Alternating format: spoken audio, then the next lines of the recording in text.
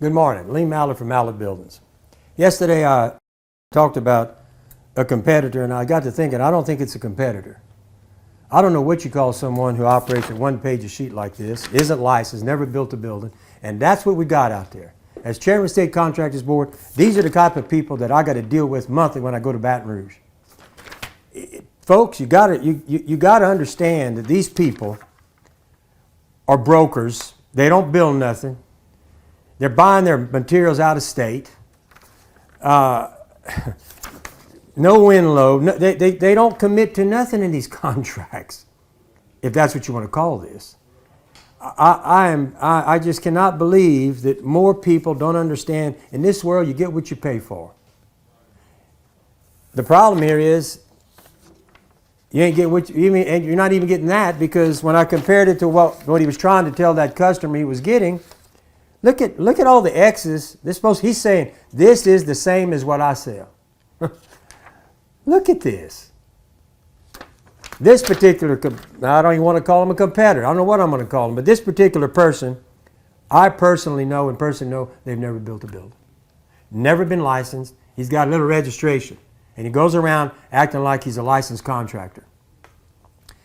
These people are going to give you trouble. If you don't believe me, I would suggest I'll give you a personal invitation to come to Baton Rouge when we have those hearings and listen to all that silliness that goes on with people who are trying to act like contractors. The worst part about it is when there's a hurricane, these guys come in from all over the country, not just here. Save yourself some heartache. Someone who, I showed my contract's 36 pages long. You know why? It's very specific about what I'm going to do. And I've been in this business for 22 years. And I understand that. You should know what's expected of your contractor. You can talk about dirt contractors. Most of them are not going to tell you that unless you get a compacted pad, they don't know what the compaction is in that pad. So use a licensed contractor who builds pads. And hopefully he's going to be honest with you, but you have to ask for it. Say, no, I want a price to do a compacted pad.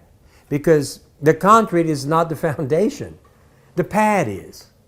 Okay? And in Louisiana, it's critical. And even when you follow all that, you still have a chance of hairline cracks. But let's get back over here. I do not understand why anybody would spend $38,000, which is what the amount of this contract is, for someone who doesn't guarantee wind load, is not specific about where he's going to put the lumber, is it nailed or screwed. This is crazy. Not licensed.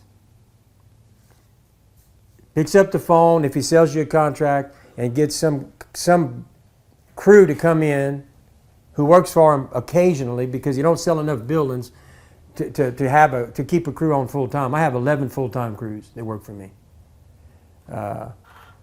He's going to contract out the foreman. He's not a contractor. He's not responsible for nothing when he's just registered. These guys are the reason why contractors get a bad reputation in this state. They want to act like they're contractors. They want to charge big money. And then when there's a problem,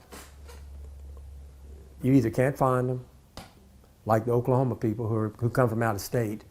Imagine building a building from somebody from Oklahoma. One, they don't ever get back to the community. Two, they don't pay any sales tax. They're going to pay sales tax to Oklahoma. Three, do you really believe they're going to drive 800 miles if you get a leak in your roof if they make a mistake on the warranty? They're not coming back. And I think that's what you got here. Unless he's a licensed contractor, how are you going to hold his feet to the fire? This registered stuff is just, it's a bad law. It needs to be changed, and I'm going to work really hard next year to change this, because this is why we have so much trouble with state contractors, these type of people. So I'm going to tell you folks, you can do whatever you want with your money. But when you deal with one of these and you have a problem, blame yourself. Don't blame nobody but yourself, because you opted to go with someone who you didn't check out. I would never hire a doctor to operate on me who wasn't licensed, and I would hope you wouldn't either. But that's what you got here. This is a doctor who didn't go to school or tested, and now, I'm very upset, because I have to deal with people getting hurt every month in Baton Rouge. We go up there with complaints left and right. And I got to sit there and watch people whose money's taken from them, substandard work's done, and all I can basically do to help them is take his license or remove his registration. But the person's still out the money. He's got to hire an attorney. He's got to file a lawsuit. And these cats, and look, right now in Calcasieu Parish, I think there's probably 400 or 500 cases of contractor fraud. You need to be careful of this. I'm trying to help you. Let me tell you, you don't have to take my advice. It's free. You can throw it in the trash can when I get off here. But I'm telling you, this type of stuff, you should be very aware of. You should be very concerned. Protect yourself. Make sure the person that's you're buying from has the credentials to build the building. Don't let him say, I'm going to give, well, you got 180 mile wind load, or 150, 130, whatever it is.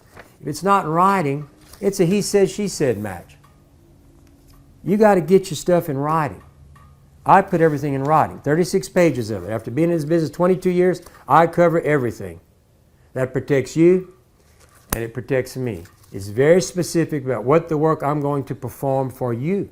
And you should require me to say, no, we got a contract. Just like this. When I sign a contract today, if the market goes up 50% tomorrow morning, contractually, I have to build you the building. I can't call you and say, well, hold on. Look, the prices went up yesterday. I got to go up $10,000. These guys do that kind of stuff, I've been told. You can keep somebody's feet to the fire with a contract. They don't get you a good contract. A good contract is well written and everything is explained. Nothing is hid from you. There it is.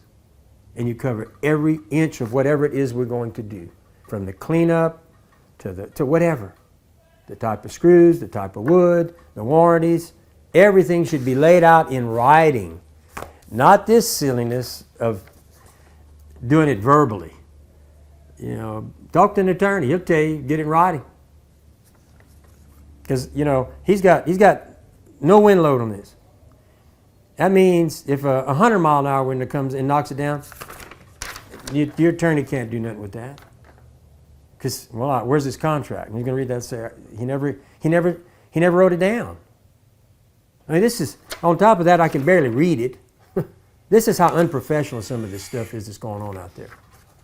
You can save $1 today, but maybe lose 10 tomorrow when you deal with this kind of stuff. Next thing is, why don't they go get licensed? What's the problem? Why not go become a full-fledged licensed contractor? If that's the business you want to be in, why don't they go get the license and take the test? That's the question. I mean, that would be the first thing I'd ask them. Say, well, why aren't you a residential contractor? Why are you a little home improvement handyman? Why don't you be, I don't need a handyman. I'm building a brand new building. And some of these buildings are pretty big. You wouldn't hire an electrician who wasn't licensed. You wouldn't hire a plumber who wasn't licensed.